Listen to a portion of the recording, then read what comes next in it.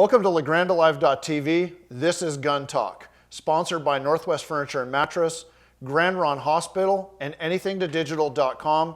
I'm here today with Clay Winton, owner of Crosshair Customs, makers of both custom and production run AR platform rifles. Now, if you're wondering what an AR platform rifle is, I'll defer to Clay to explain that to you.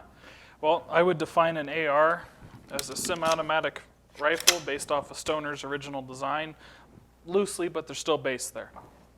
Excellent. Well, I mean, that's the gun that's most commonly referred to as a black rifle or a so-called assault rifle. But I mean, let's face it, it's used more for just, than just war purposes. I mean, there's a lot of three-gun shooting, things of that nature. It's I think one of the most commonly used sporting rifles in the country at this point in time. I mean, there's 25 million of them in the general population right now? Minimum. Yeah. Yeah. Minimum. So I would say one of the most common uses would be the three guns and the other sports for them. Then they're also a phenomenal coyote rifle. They've really gained a big following in that market. Helps to have a follow-up round when those little buggers get to running. So absolutely. What caliber is this one in? This one's in .223, which is, for a lot of people, an ideal coyote round. It's not legal to hunt deer with in most states. They're not a super high-powered rifle like you always hear about in the news. Yeah, high-powered rifle and AR typically will not go hand in hand. There are some AR platform guns that are chambered in like 6.5 or 6mm Grindle, 300 Win Mag 308s. I mean, there's a lot of calibers, but the most common, probably 99% of them on the market today, are this itty bitty little cartridge that fires approximately 50 to 55 grain bullet. And it's not a high-powered rifle by my standards anyway. Not at all, especially compared to like a 30-06 that probably half the people listening to this have sitting in their closet. Yeah, I mean, look at that comparison. That's a high-powered round. This, in my opinion, is not. But like you said, it's perfect for coyotes, plinking, even home defense though, really. Yeah, they're less likely to overpenetrate than a pistol round is. Yeah. Some interesting ballistics there. Yeah, I mean, anybody that thinks that an AR is not a good home defense gun probably hasn't heard the statement, superior firepower wins. So anyway, I'm a big fan of the AR platform guns. I've got several of them. What would stand your gun, the guns that you make, apart from, let's say, a production run Bushmaster or one of the other inexpensive ARs that you would find on the shelf at a sporting goods store? Right, well, to start off, attention to detail. Our fit to upper lower receiver is spot on. There's no wobble in them. Number two, we generally run a lightweight handguard that's designed to take attachments on it, not a big heavy quad rail, so that way the weight of the rifle stays down. We counterbalance that a little bit. We run an H-bar barrel, which is heavy where it needs to be and thin where it's not. So we back everything with a 1 MOA guarantee and a lifetime warranty. We fully stand behind our products. If anything ever goes wrong with this thing, pick up the phone and call us. Will you put together a gun scope optics combination for somebody and ship it ready to shoot? Absolutely. I noticed that you have my favorite AR sight on there, the Burris M-TAC. I've got the M-TAC and Skull-TAC. I like to mount the Fast Fire on top of it. If anybody's not familiar with that particular optics package, it's amazing for the ARs. I believe that's a 1:4, isn't it? Yes, sir. Perfect setup. Is that kind of your favorite that you like to put on them? Absolutely. 1:4 illuminated. I don't like the Fast Fire on top. I normally go at a 45 up front. For whatever reason, for me, looking over the top doesn't work well mechanically for me, but that little shift to 45 works spot on. I see the gun. What he's talking about is when you go to lean around a corner and acquire a target, if it's on the side, you've got it on the 45. You can pick up your target there. You can come back up to shoot long range, let's say 50 to 150 meters or further through the main scope. But once again, you get to close quarters, lean around a corner, pick up and acquire the target with the small sight on the side called the Fast Fire. Kind of comes together in a kit. But yeah, if you guys are including those in some of your packages, I'll tell you what. We have them on the shelf ready to ship. Oh man, perfect. The guys at Burris will be happy to hear that. So what other calibers do you offer this in besides .223? Well, we also do a 300 blackout. Been toying around with doing some of the 6.8 SPC. I've built a couple of them so far.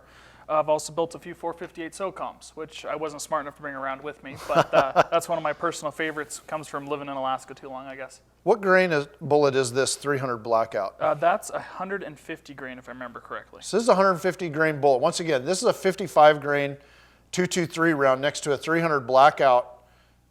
I mean, once again, very small, very compact. I think the ARs always perform better with a short round. Well, that's all we can fit through the mag mull on an AR-15. If you start getting to the more exotics, the AR-10s and beyond, then it becomes a different animal. But we're limited by their mag well, and it was designed to feed .223. So we're stuck to that overall length. So if you hold those two cartridges up, you'll see they're almost the exact same length, even though they're performing a different purpose.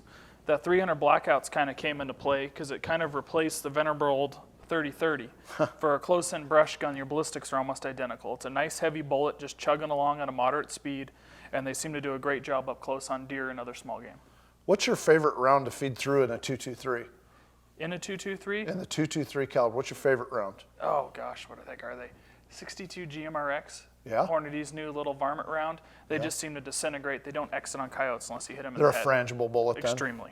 You know, I've definitely become a big fan of frangible bullets for both home defense and for coyote hunting. Why coyote hunting? Bullet goes in about that far, comes apart entirely. In fact, I've seen pictures of fully frangible bullets imploding inside of a grape. That's how quickly they go off. Now, why would that be ideal for home defense? Two reasons. You got family in the next room. You have an intruder in your house. You have a close range shooter situation. You've now opened fire with a round that cannot penetrate through the walls and injure your family members or the friendlies on the other side. It's going to go off inside the wall, come apart. Other people are not going to accidentally get hit by rounds.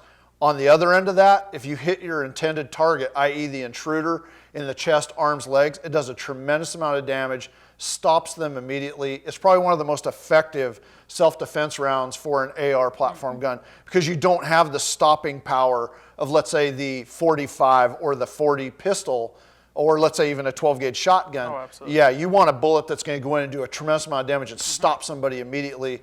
Go to the frangible 223 for home defense for sure. Right, systemic shock. And you own that bullet from the time it leaves your gun till it stops. So using a frangible is one of the best ways to guarantee it doesn't go that far. Yeah, no ricochets, no unintended consequences. So what else do you have? I see you have a bunch more rounds over there. Oh, I just brought some more of your classic hunting rounds, 270, 300 Win Mag, and I brought one Ultra Mag, the 338 Lapua with me. See, I've never been a big fan of like the Lapuas and Ultra Magnums. Just seems like A, the ammunition's expensive, and B, you get a lot of recoil with very little return on investment.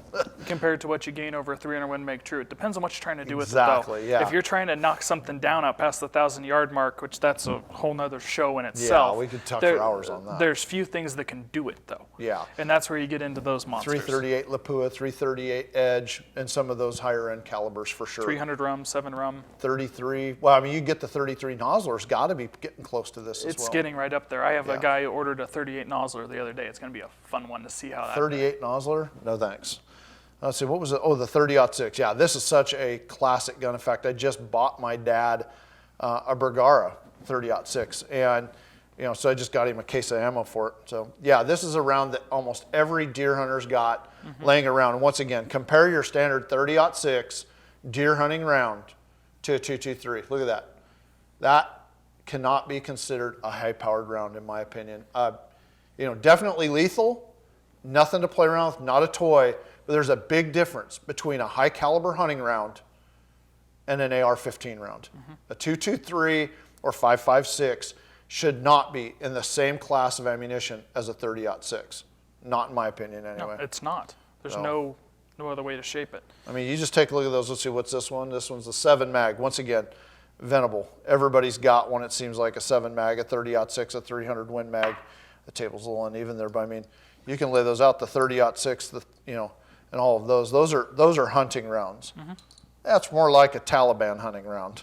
You add the 300 Blackout and the 223 to that. I mean, you just look at that difference. So. Well, even compared to other coyote rounds, like that's a 22-250.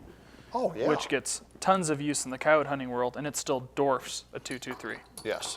Much faster, though. Get a lot more velocity. Big time. You know, what's a 22-250 going out at right now? Something like 3,800? Yeah, you can get them all the way up to 3,800. You see a lot at 34. I hear a lot of guys dialing back there so they don't need out the throat. Yeah. The technical stuff, sorry. What are you getting for velocities out of a 223? Oh, what, 28? Max. Yeah, I mean, with the 55, you're at 28 if you're pushing it. Yeah, so that, once again, this is a 55 grain bullets going out at, say, 2,800 feet per second maximum, you know, top end. This is a 22-250 that, you know, is shooting the same bullet essentially at, you know, 1,800 more feet per second, or at least 1,000 more feet per second minimum. So I have seen a couple of guys that are hand loading those 22-250s up to that 4,000 foot per second mark, and it's just crazy how fast you can push a bullet. Of course, you lose a little accuracy when you start speeding them up. But once again, great coyote rounds.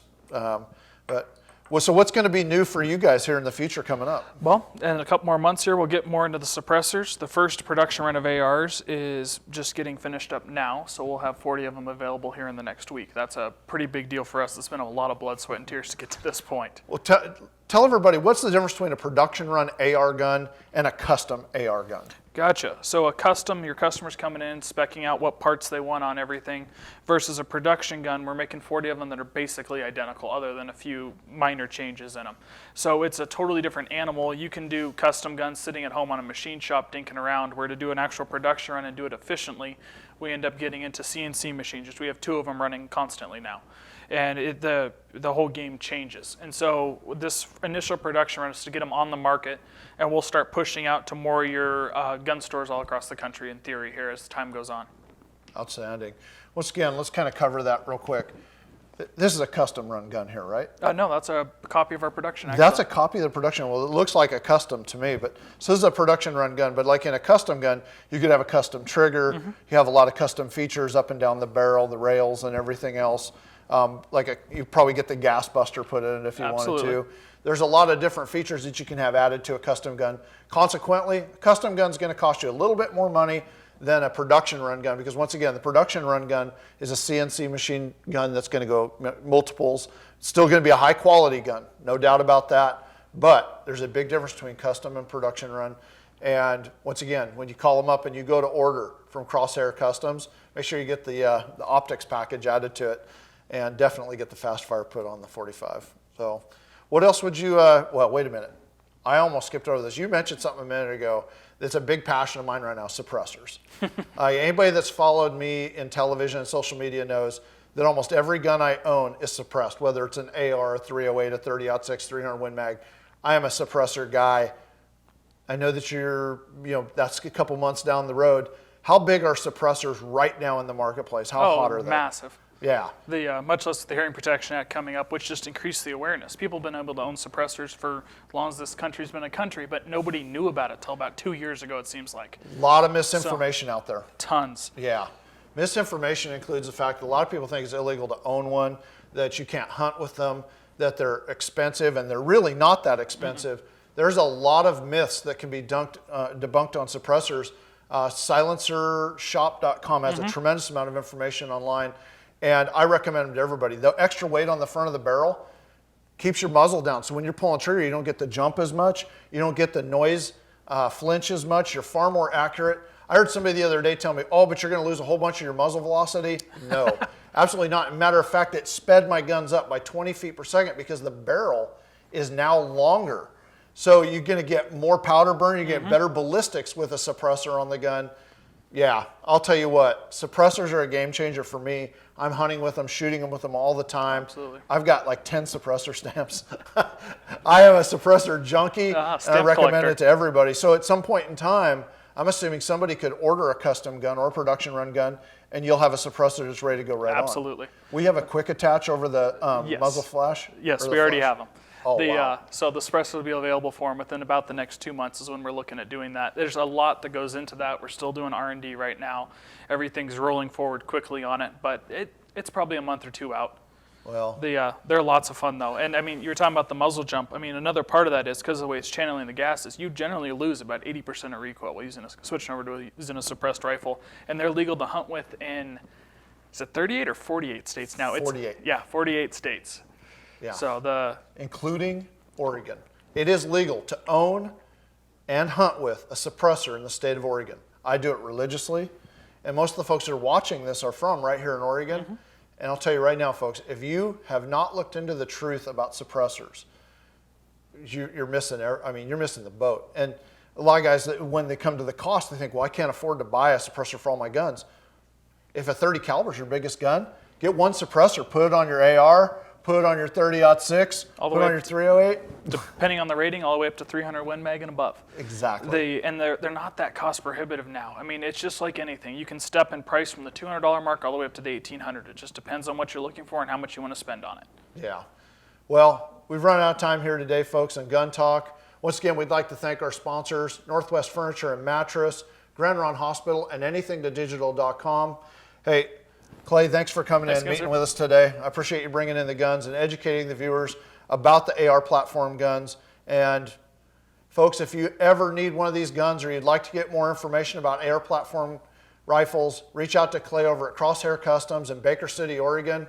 I'd be more than happy to help any one of you that give them a call or check out their website. What's your website? CrosshairCustoms.com. And any questions on suppressors also, come down and see us. We'll be open next week. Any questions you have with it, our whole staff knows anything you need to know about them. Well, thanks again. I appreciate you coming by and participating in Gun Talk.